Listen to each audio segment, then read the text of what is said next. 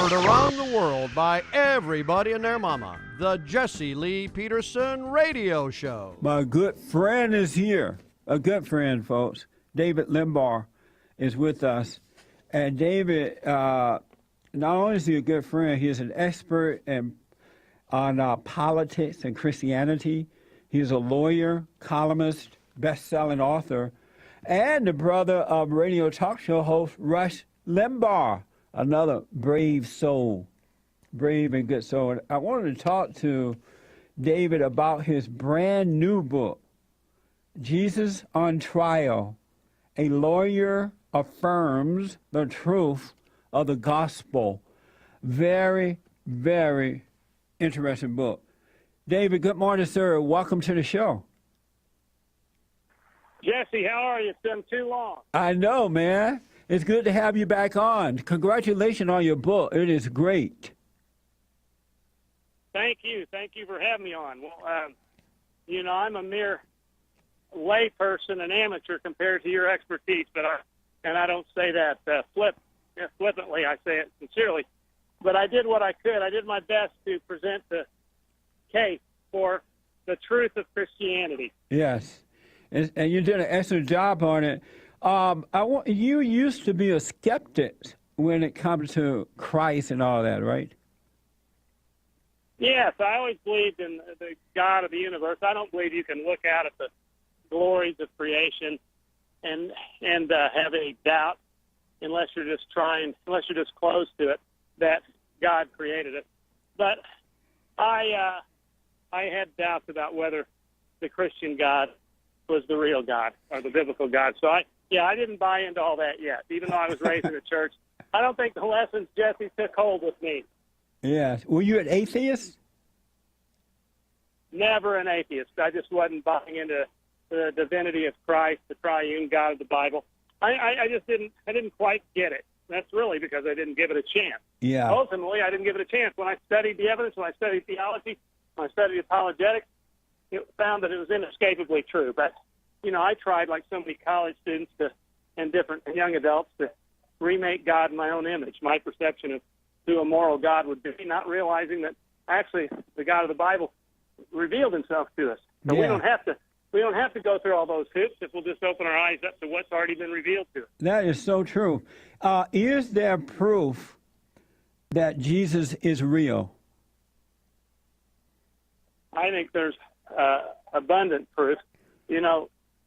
Some people argue that if you point to the Bible as a part of the proof, that you are engaging in circular reasoning or begging the question.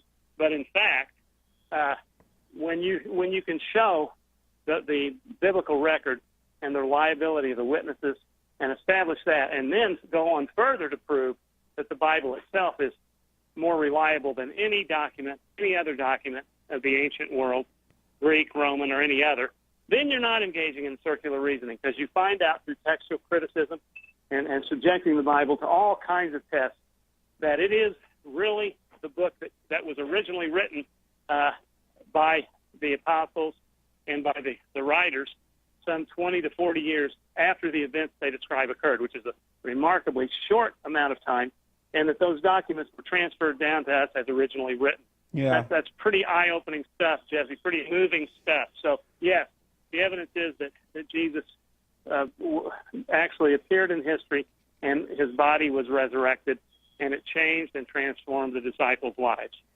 I wanted to, in reading through your book over the weekend, what was going on? What prompted you to write this book? It's really, especially in the world today, it's a needed book. What prompted you to write it? Well, yeah, it's interesting. I had a couple of friends.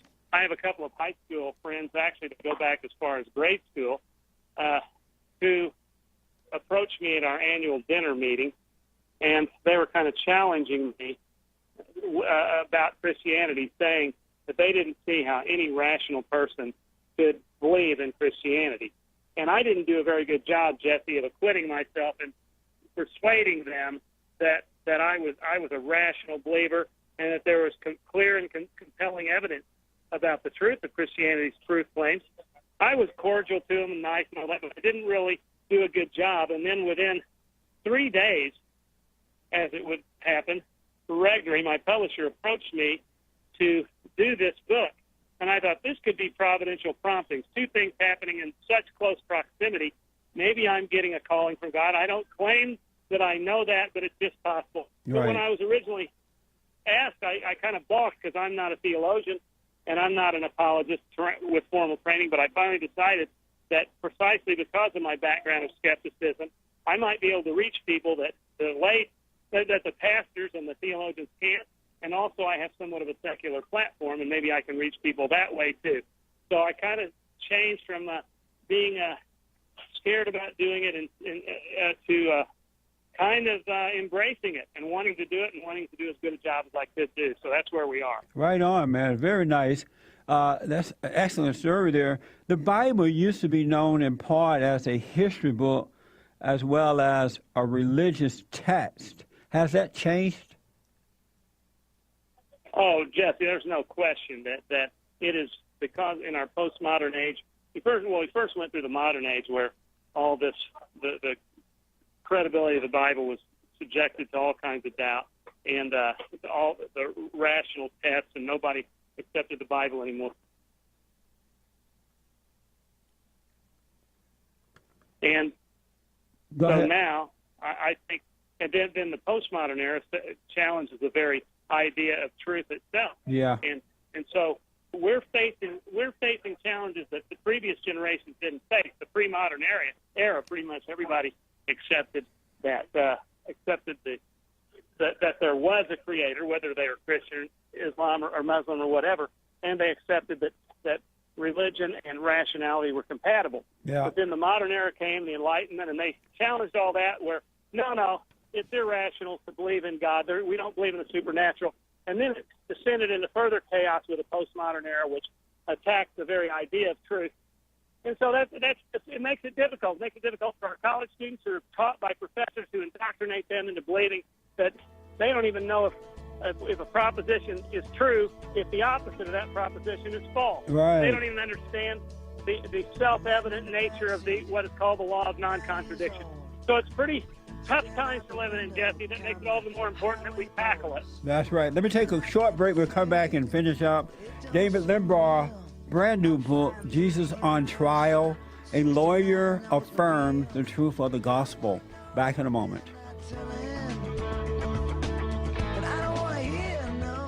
Brand new book, Jesus on Trial. A lawyer affirms the truth of the gospel. And I have to tell you, I appreciate David's time because he's been extremely busy with doing interviews and other things here, back-to-back interviews, so it's an honor to have him here. David, before we run out of time here, tell the folks how to get the book or your website or anything you would like to give out. Thank you. Jesse, I don't really do much promotion on my website. You can get it at any place, any of the normal outlets, any of the major bookstores, Barnes & Noble, any of Amazon.com, of course, is a great place to go. Yeah. And Books A Million, and all the family Christian bookstores as well. So it crosses both secular and Christian genres. So I'm pleased to say it's in both. I wanted to mention, by the way, Jesse, that since I heard that commercial, forgive my interruption, but I heard the commercial about Bond and the testimonies. I just want to add to my own personal testimony and say that I've been a big supporter of yours, big fan of yours for a long time, and appreciate how you stand up for truth and take no prisoners. So I just want to add my voice to the many who support your ministry. Wow, thank you, David. I appreciate that, man. Thank you so much. That was good. I thank you for that. David, I have to say, over the years, I always tell people, when God took away my anger and stopped me from judging people based on color or whatever, he allowed me to see that it was about spirit. It's about right versus wrong and nothing to do with color. And I've met so many good people such as yourself, your brother Rush Limbaugh, and other people. And that's why I tell all people, but especially Black Americans, that they really need to stop being angry. They need to stop accusing. They need to drop the anger so that they can see that our battle is a spiritual battle. It has nothing to do with whether you're male or female or the color of your skin. And that way we can all come together, those who are on the side of good, and fight against evil or fight against the lie. But as long as we're divided as children of God, we're going to lose this battle. Yeah, and Jesse, either you and I, as professing Christians, accept that blacks, whites, Hispanics, every other race, gender, and religious people were made in God's image and entitled to equal dignity, or we're frauds. Yeah. I mean, I can't possibly be a racist, at least not intellectually, and claim that I'm a devout Christian. Everyone has equal worth to me. Now, we all make our choices how we behave, but I think white liberals are a major problem by revving up the black community, lying to them, telling them that the Republicans, the white Republicans, or even the black Republicans, in fact, you guys are demonized more than anybody on the earth. If that would just stop and they could learn to trust us and understand that I want to view this thing as racially colorblind personally. I don't want to look at you as black, or I don't want to deny your race or anything. I just don't. I look at you as a fellow human being. That's the goal. Yeah, that's right. That's right.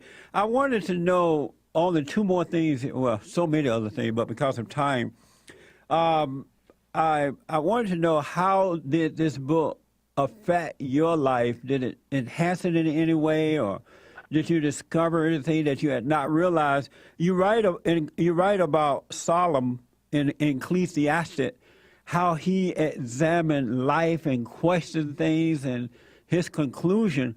And when I first read that book, it became one of my favorite because it reminded me of myself growing up and as an adult. I've always questioned things about God and about life and what am I supposed to be doing. How were you affected writing this book? Well, I was affected both in my study of apologetics and Christianity and the Bible, which has been an ongoing process for decades, and this book has been the kind of the culmination of it.